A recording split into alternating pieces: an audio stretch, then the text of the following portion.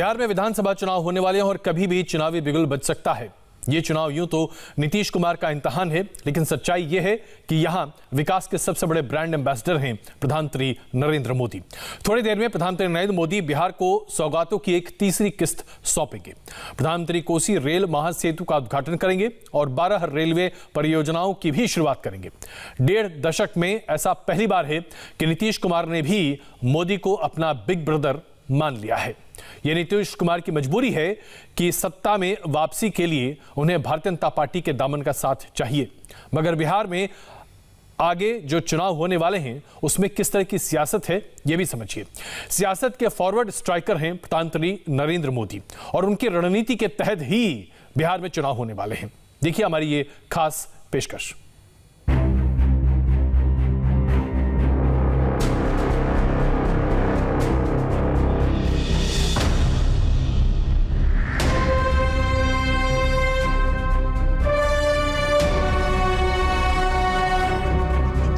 जीवन के सफर का 7वां दशक और सियासी टर्फ पर सतत सक्रिय प्रधानमंत्री। भारत माता की जय, भारत माता की जय। पीएम मोदी बीजेपी की भी ताकत है, पीएम मोदी ही एनडीए की भी ताकत है।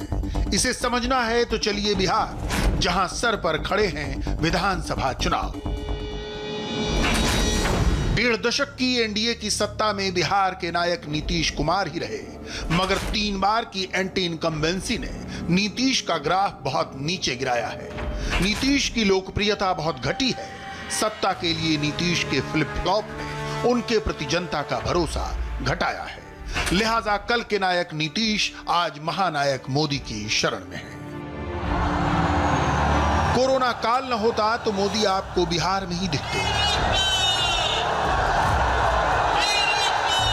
फिलहाल वो दिल्ली से ही बिहार पर तोहफों की बरसात कर रहे हैं। एक साथ महिलाओं, दलितों और पिछड़ों सबकी नब्ज पकड़ने की कोशिश कर रहे हैं। सत्ता का ये वो समाजवादी फॉर्मूला है जो कांग्रेसी एलिटिज्म के इस जवाब में लोहिया लेकर आए थे। जब पानी और सीवरेज जैसी मूल जरूरतों को पूरा नहीं किया जाता तो दिक्कतें हमारी माताओं बहनों को ज्यादा होती है, गरीब को होती है, दलित को होती है, पिछड़ों, अति पिछड़ों को होती है। गंदगी में रहने से, मजबूरी में गंदा पानी पीने से लोगों को बीमारियां पकड़ लेती है। ऐसे में उसकी कमाई का एक बड़ा हिस्सा इलाज में लग जाता है। प्रधानमंत्री मोदी ने अब तक बिहार को पेट्रोलियम मंत्रालय, स्वच्छ भारत अभियान और नमामि गंगे प्रोजेक्ट से जुड़ी 1450 करोड़ की सौगात दी है। कोसी रेल महासेतु बिहार की जनता का 86 साल पुराना सपना था, जो मोदी के कार्यकाल में जाकर पूरा हो रहा है।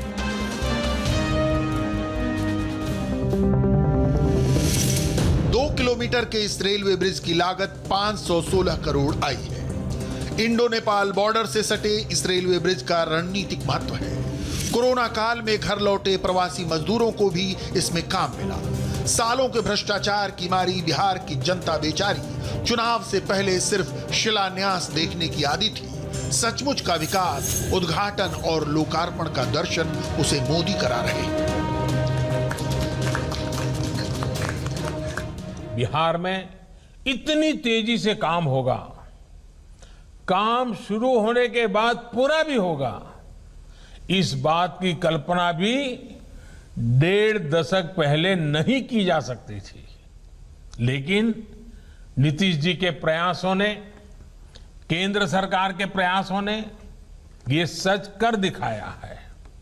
मुझे उम्मीद है इन प्रयासों से आने वाली छठी मैया की पूजा के दौरान बिहार के लोगों को, विशेषकर बिहार की महिलाओं की दिक्कतें कम होगी, उनकी सहूलियत बढ़ेगी।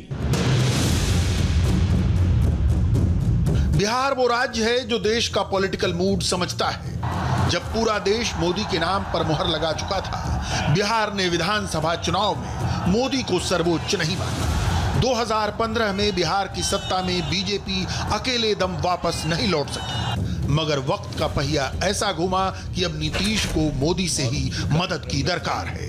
आपके द्वारा जो कुछ भी पर्यावरण से लेकर के हर चीज को लेकर जो कुछ भी योजनाएं बनाई गई हैं और उस पर काम किया जा रहा है, ये बहुत ही महत्वपूर्ण है।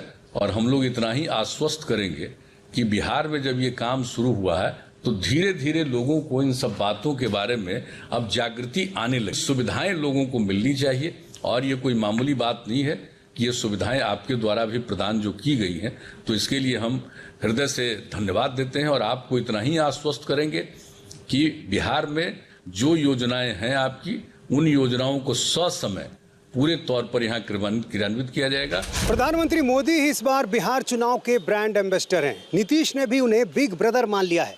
मोदी आत्मनिर्भर बिहार के अभियान पर हैं। मोदी जनता को उम्मीदों का आसमान दिखाते हैं, भावनाओं की नब्ज पर हाथ रखते हैं।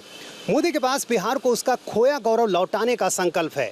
कोरोना से लेकर चीन की चालाकियों तक का जवाब मोदी इस बार बिहार के चुनाव में अपने विरोधियों को देंगे और पाटलिपुत्र से ही मोदी का विजय रथ पूरे देश के लिए प्रस्थान करेगा। इस 70वें पड़ाव पर मोदी के गवर्नेंस ग्राफ पर नजर डालें तो सत्ता से मोदी का साहचर्य 18 साल का है, मगर है सतत। बेहतर गवर्नेंस की बदौलत ही वो 2014 के चुनाव में प्रधानमंत्री उम्मीदवार बने।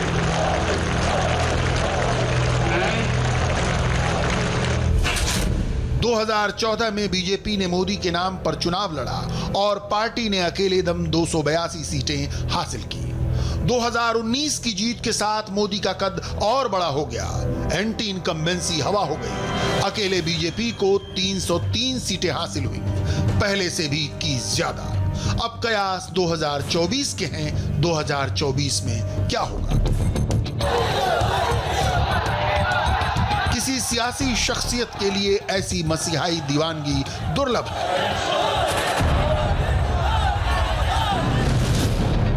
अब 2019 की जीत के बाद की इन तस्वीरों को देखिए। ये आर्क साइज तस्वीर मोदी की आर्क साइज इमेज बखान करती है, मगर मोदी ने जो बोला वो आर्क साइज मोदी को बयान करने के लिए काफी है। इतना गर्व होता है कि जिस दल में हम हैं, उस दल में ऐसे दिलदार लोग हैं।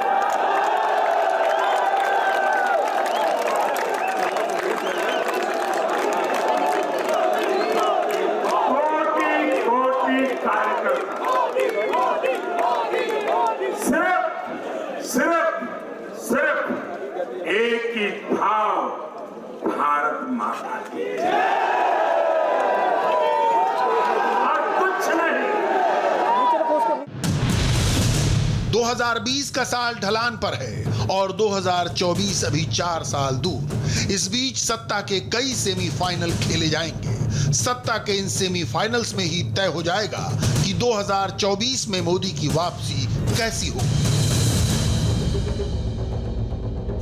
देश में 28 राज्य और 8 केंद्र शासित प्रदेश हैं। 2024 तक 22 राज्यों और केंद्र शासित प्रदेशों में चुनाव होने हैं। बिहार के बाद बंगाल है, असम है, हिमाचल, उत्तर प्रदेश, उत्तराखंड, पंजाब, राजस्थान, मध्य प्रदेश से लेकर आंध्र प्रदेश तक। यानी एक तरह से कहें तो पूरे देश में चुनाव ही चुनाव। मोदी वो फॉरवर्ड स्ट्राइकर हैं जो एक गोल के बाद ठहरते नहीं हैं, अगले गोल के लिए जुट जाते हैं। इस वक्त वो बीजेपी के ही नहीं पूरे एनडीए के ब्रांड एम्बेसडर हैं। राज्यों के चुनाव भी उन्हीं के चेहरे पर लड़े जाएंगे। उनकी ताकत बीजेपी से भी बड़ी है। विपक्ष को भी इस ताकत का पता है, केवल पता नहीं है तो राहुल गांधी को। अकेले राहुल गांधी हैं जो प्रधानमंत्री पर सीधा हमला करते हैं, कभी ट्वीट के जरिए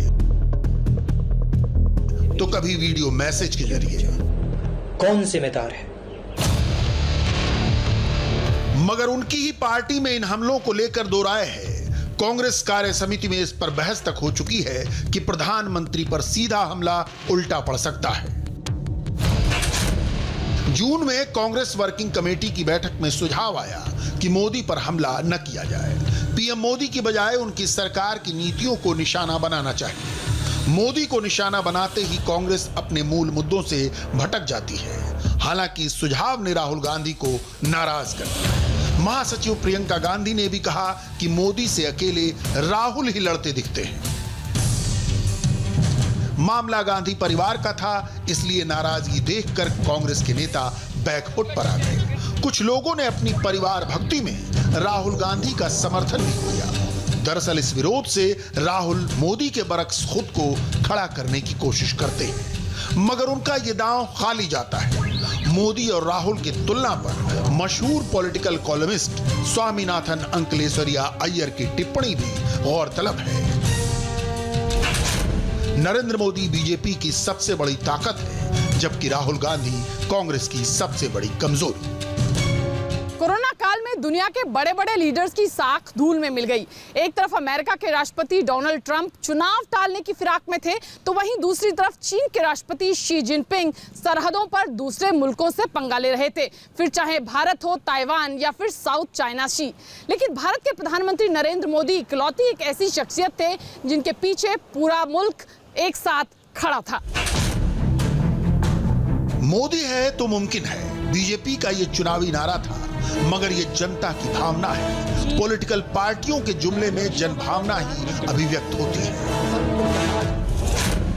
कोरोना से जंग हो, सरहद पर सतर्कता की बात हो, पाकिस्तान पर सर्जिकल स्ट्राइक हो, इकॉनमी को संभालने की बात हो, प्राकृतिक आपदा हो, चक्रवात से लेकर तूफान तक देश की जनता को मोदी पर भरोसा है।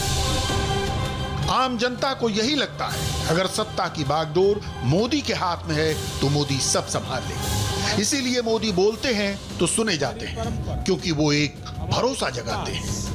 हमारी विचारधारा। कोरोना काल में मोदी को घेरने की बहुत कोशिश की गई, लेकिन हद तक मोदी विरोधी थिंक टैंक भी मानते हैं कि कोरोना ने मोदी की छवि पर कोई खराब असर नहीं डाला। ताली थाली से लेकर देशव्यापी लॉकडाउन तक जनता को मोदी पर पूरा भरोसा है।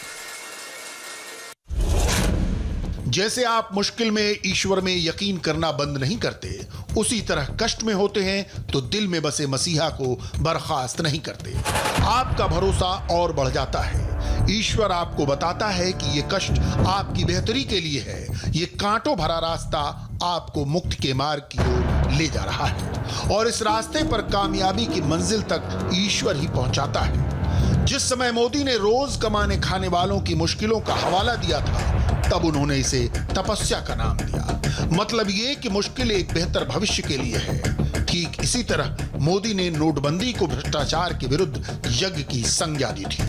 जब 14 अप्रैल को मोदी ने लॉकडाउन को आगे बढ़ाने की घोषणा की, तो भी मोदी ने इसी आध्यात्मिक भाषा में जनता को समझाया कि त्याग और तपस्या जरूरी है।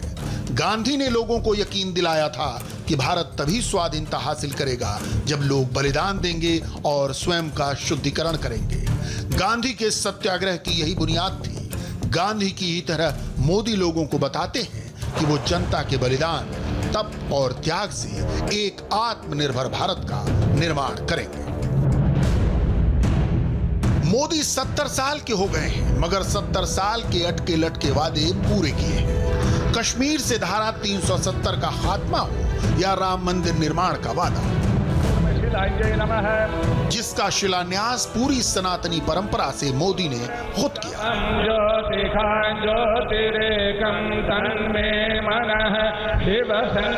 मोदी अपने काम से जनता में वो भरोसा पैदा करते हैं। मोदी के यहाँ कोई हिडन एजेंडा नहीं है। ओपन एजेंडा उनकी लोकप्रियता बढ़ाता है। राज्यों में उनकी लोकप्रियता पर एक सर्वे आया। इस सर्वे के नतीजों पर गौर करिए। जिन राज्यों में बीजेपी की सरकार नहीं है, वहां भी क्रेडिबिलिटी और भरोसे के मामले में मोदी नंबर 1 है। 3 महीने पहले हुए इस सर्वे में प्रधानमंत्री मोदी 66% से ज्यादा लोगों की पसंद है, और राहुल गांधी महज 23% लोगों की। 58.36% लोग मोदी के काम से बहुत संतुष्ट हैं। 24.04% लोग कुछ हद तक संतुष्ट हैं। सिर्फ 16.71% लोग असंतुष्ट हैं, जिनका आंकड़ा भी केरल और बंगाल जैसे धुर मोदी विरोधी मुख्यमंत्रियों के राज्य से आता है। छत्तीसगढ़ में कांग्रेस की सरकार है, लेकिन इसके बावजूद सर्वे में छत्तीसगढ़ के 89% लोगों ने मोदी को एंडोर्स किया। ओडिशा में 81% से ज्यादा लोगों ने मोदी को अप्रूव किया। आंध्र प्रदेश में 71% और झारखंड में 70% से ज्यादा। इन आंकड़ों के आईने में भविष्य के पॉलिटिकल भारत को देखिए। प्रधानमंत्री मोदी का विजय रथ कहीं थमता, ठहरता और रुकता नहीं दिखता। तात्कालिक विश्लेषण यही कहता है, मोदी की मसीहाई छवि अगला अश्वमेध यज्ञ भी उन्हीं के नाम करने वाली है।